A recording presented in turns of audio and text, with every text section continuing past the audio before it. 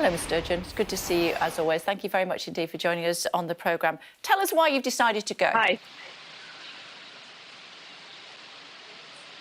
I think it's really important that governments at all levels contribute to these discussions and play our part in meeting our own obligations domestically, but encouraging greater progress globally.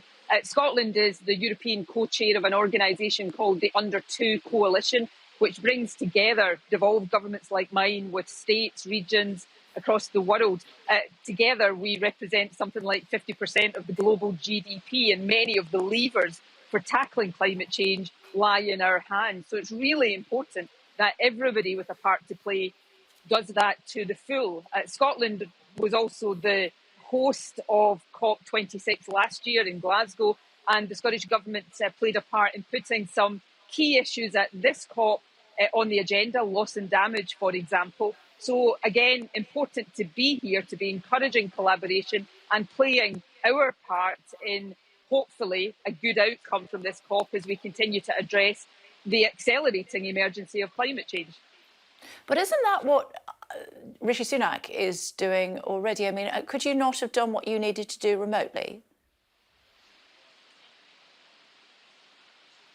No, I think this is the fifth COP that I have participated in, and it's really important to be here, to be having the discussions, to be playing our part in finding the solutions. Now, Rishi Sunak is here. I welcome that. I think it is right that he is here. But if we look in a UK context at many of the decisions that will determine whether or not the UK as a whole meets its own climate obligations, many of them for Scotland are responsibilities of the Scottish Government. Renewable energy, for example, energy efficiency, changing how we travel. So it's really important that everybody with a part to play does that to the full. And I think it is vital that the connections that are made here are made, and that we all do that work. And if you speak to many campaigners, many governments, particularly from the global south, they warmly welcome Scotland's contribution here, generally on this issue, but particularly on the issue of loss and damage. Without the intervention last year of the Scottish Government, and this is not just my view, you'll hear this from campaigners here, it is unlikely that we would be now seeing that issue with the prominence it has in Egypt. So I think we've all got a part to play here. Climate change affects all of us. It affects some more than others, but every single one of us has an obligation to play our part in tackling it. Including the leader of Glasgow City Council, Susan Aitken, who's also gone, even though she's just announced a £120 million black hole in the city's budget. Yes, Glasgow was the host of COP last year.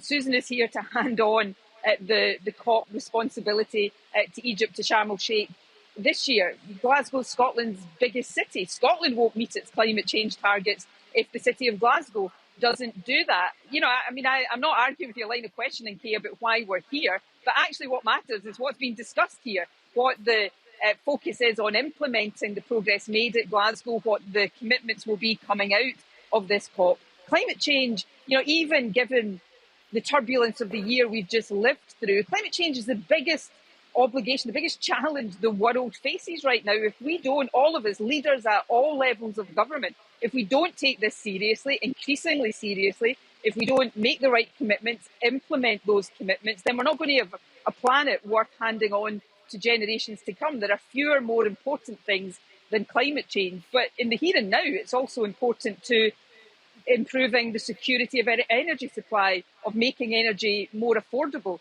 That is actually how we save the planet as well. So I think there would be more pertinent questions, I think, to ask of people like me and Susan Aitken if we weren't playing our full part in discussions like this, and not just playing our part in discussions, but actually showing the leadership that we need to see if the world is going to properly address this challenge.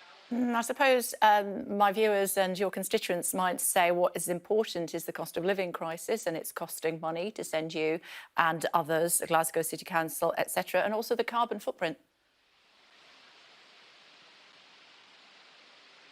Look, you will find here, I'm here in the main pavilion of COP27, and there are representatives around me of devolved governments, of states in other countries, of German lender, that there will be governments at all levels represented here. We would be abdicating our responsibility if we weren't here playing our part in meeting these challenges. There is, of course, a cost in all sorts of ways to tackling climate change, but there is a much, much bigger cost associated with not tackling climate change. And that's how we've got to see that. The cost of living certainly occupies my government day in and day out right now, but dealing with the cost of living also necessitates dealing with the issues around climate change. The route to more secure energy, to cheaper energy, is a transition away from fossil fuels to renewable energy.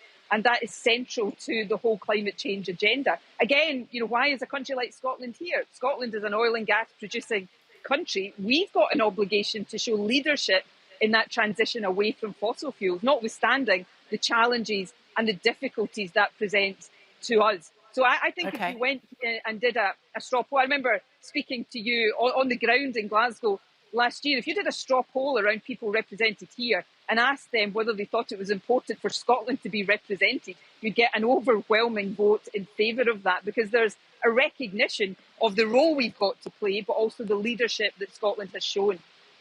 OK. A thought while I've got you on Matt Hancock going into the jungle?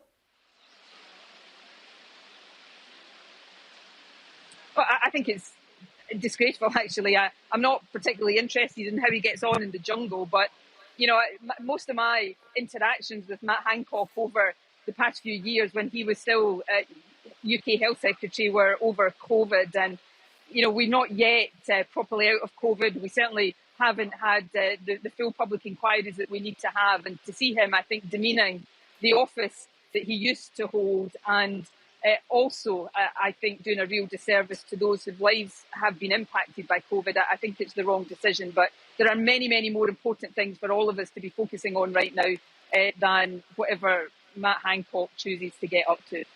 OK. It's good to talk to you. Thanks very much for taking the time. Always appreciated.